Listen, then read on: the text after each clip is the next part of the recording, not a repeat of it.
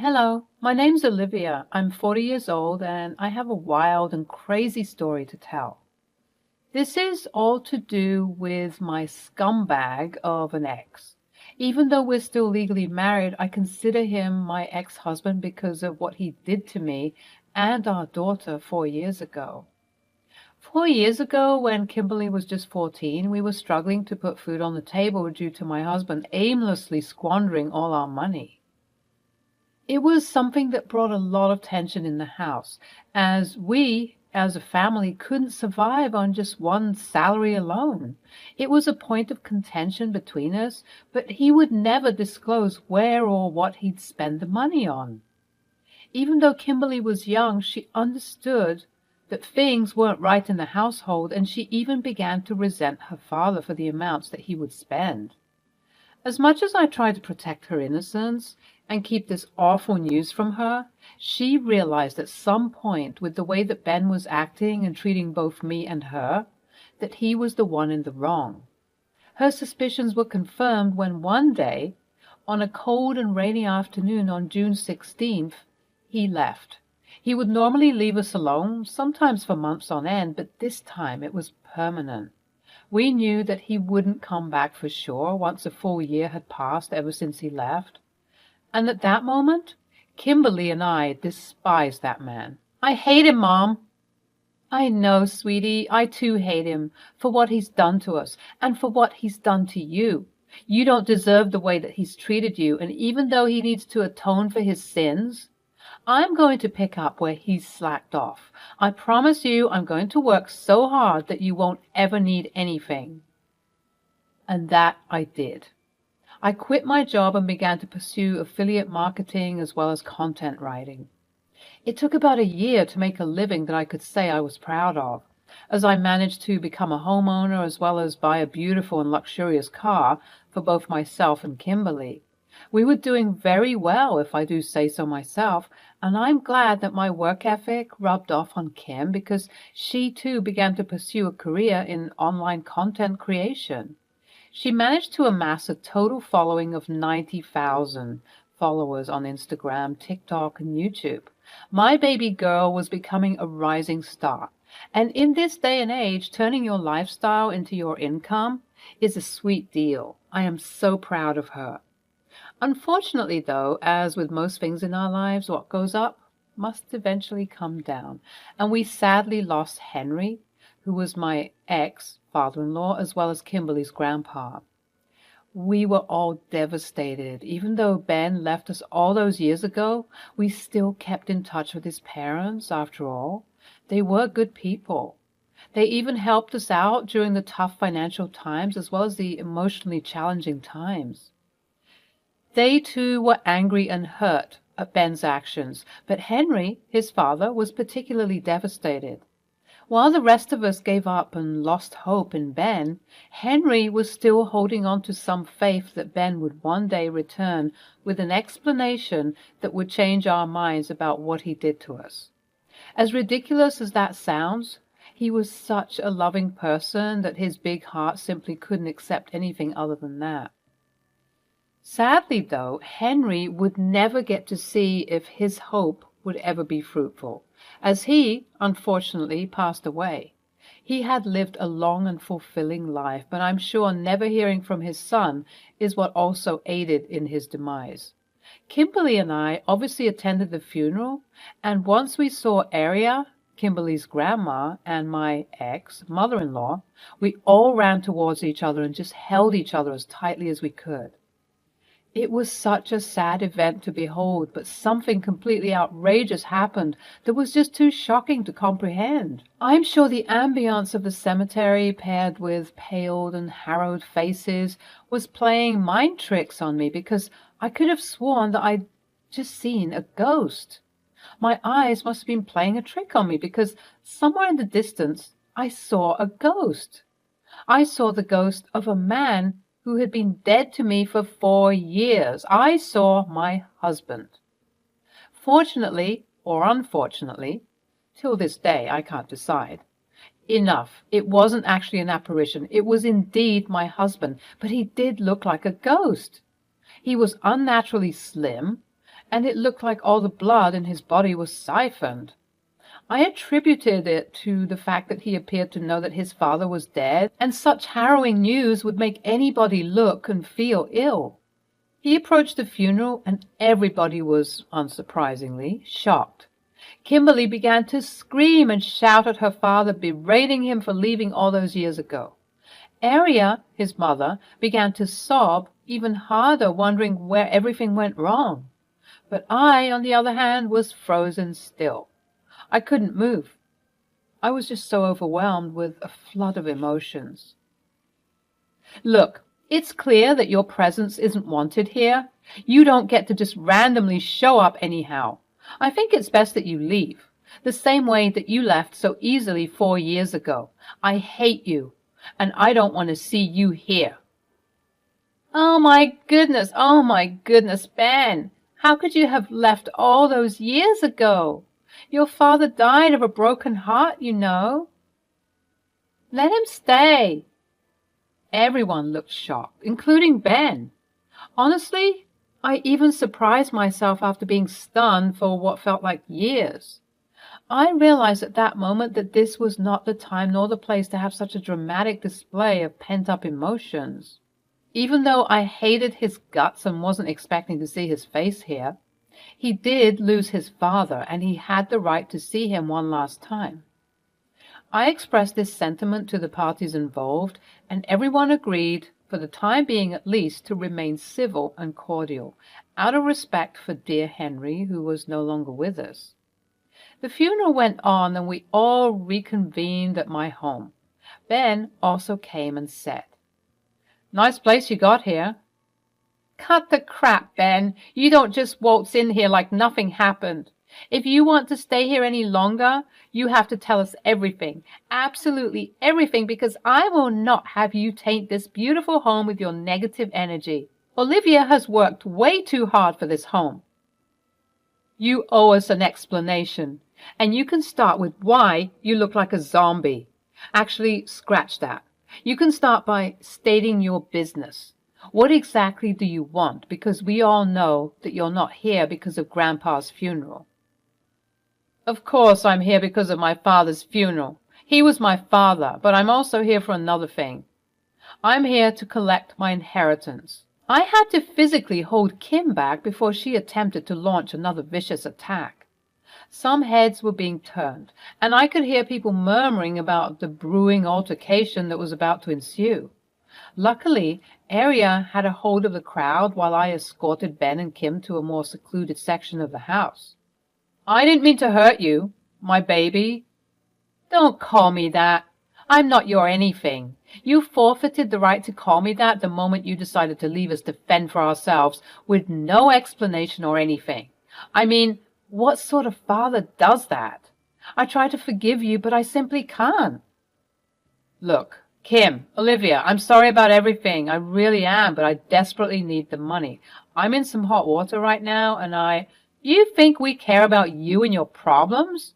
By the looks of it, you seem to have gotten yourself in the wrong crowd. Are you doing drugs?" Ben hesitated, and at that moment it made sense as to why he was so pale and sickly looking. "Ben?" At that moment, Aria joined us. "Now that I've sorted everything out, Ben, can you please explain what happened? You know, your father waited for you all this time. He was the one who held on to the hope that you would return one day, with a good enough explanation that would solve all of our doubts. So please tell me that you come bearing some good news. Tell me something to believe in you again." I came here to get my inheritance money, Mom." "He's on drugs, Grandma. That's why he came here, to get his inheritance money so that he can buy more drugs." "No, it's not like that at all. Look, you were right about me hanging with the wrong crowd. Let's just say that I was at the wrong place at the wrong time, and well, now I owe some people some money." "How much are we talking about?" 50. 50,000? Ben, what did you do?" "Wow, that is great. So you mean to tell me while Mom and I were struggling to keep warm and feed ourselves, you were messing around with shady people? Ha! Well, We won't help you with that. You made your bed, and now you have to lay in it. Sweetie, I know you're upset, but please let's just... Are you trying to defend him right now? He left us, Mom. I know, Kimberly. He didn't just leave you, okay? He left me too. He left your grandmother as well, and he left Grandpa too. He broke all of our hearts. And we don't ever have to forgive him for doing that, but clearly he's learned his lesson, right? I mean, just look at him. It's so crazy how I was defending him so wholeheartedly back then, when in the end, it was because of me that he eventually did what he did. Shortly after the funeral was finalized, Ben was putting up in a motel, and Aria and I, mostly Aria, would visit him to see if he needed anything. Kim refused the idea of even seeing his face again. We just wanted to finalize his inheritance so that he could be on his merry way. Kim and I decided that we didn't want much to do with him, but Aria, seeing as she was his mother, obviously wanted to try and rekindle something. As the weeks went by and the family lawyers did their best to authenticate Henry's will and see about inheritance values, Aria brought Ben to the house so that she could at the very least promote a civil environment amongst us all. As much as the bitterness and hatred weren't going to do us any good, it was going to take a long time for us to be anywhere near that.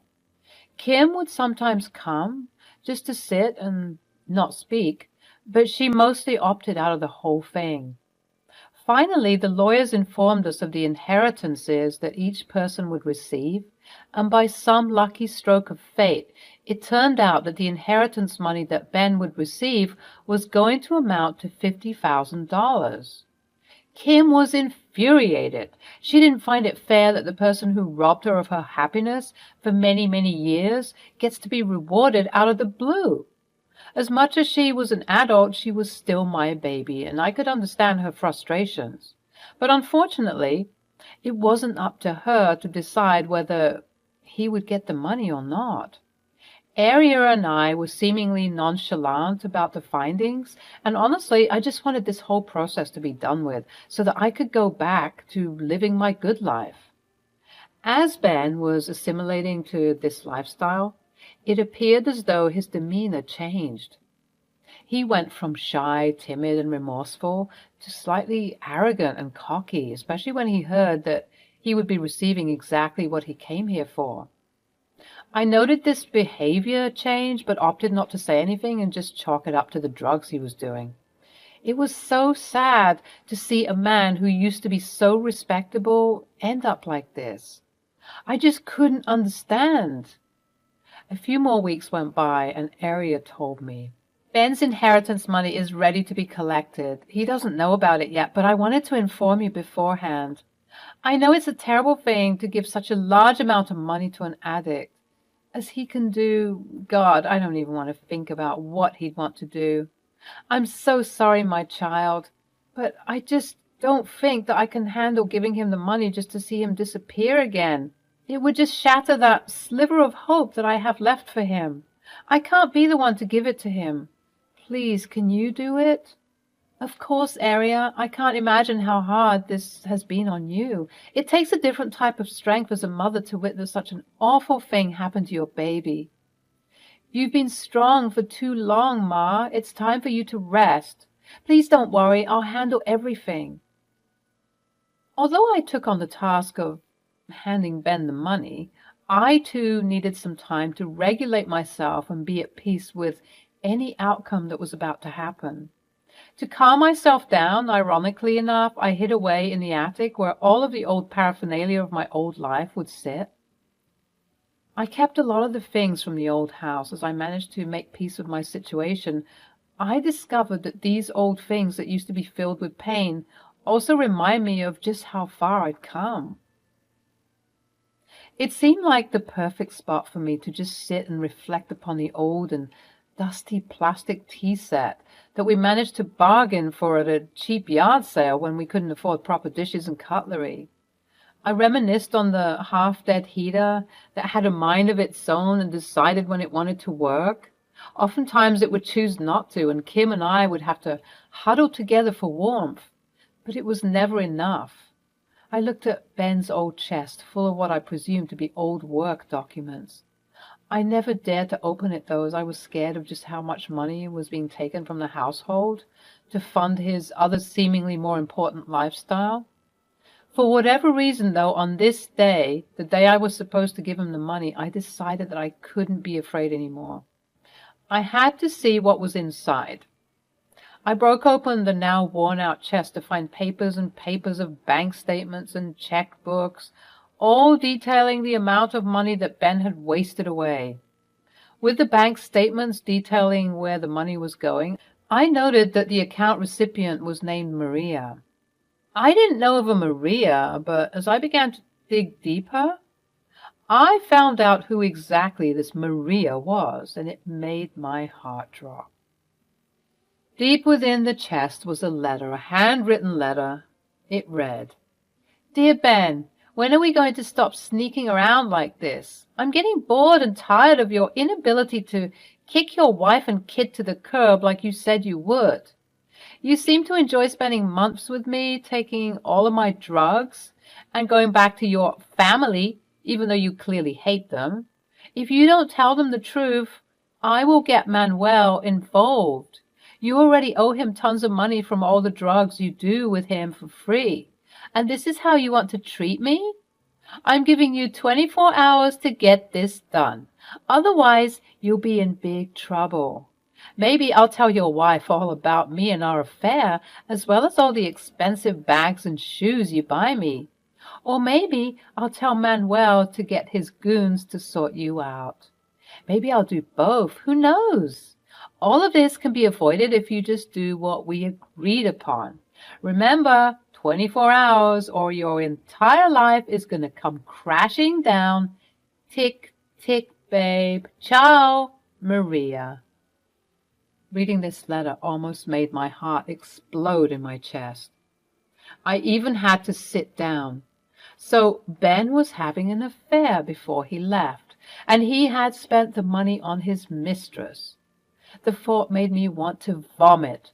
This man had prioritized his party animal lifestyle while his wife and kid were at home starving. Completely unforgivable and completely disgusting. This is what you were waiting for. The explanation for all of his horrendous behavior simply boils down to selfish self-indulgence. The rage and bitterness that I had for so long began to boil within me. At this point, I was moving on autopilot. I got up, gathered everything from the chest, and stormed to the dingy motel that Ben was living in. I burst through the door to find Ben with some drugs on the bed. "You are completely unbelievable. You're doing drugs just as I was about to give you the money?" "What? You have the money? That's great. Give it to me."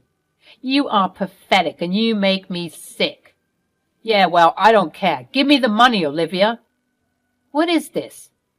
I flung the papers to him, holding on to the letter I had the pleasure of discovering just moments ago. Whilst he was sifting through the bank statements he conveniently hid from me, I began to read the letter out loud.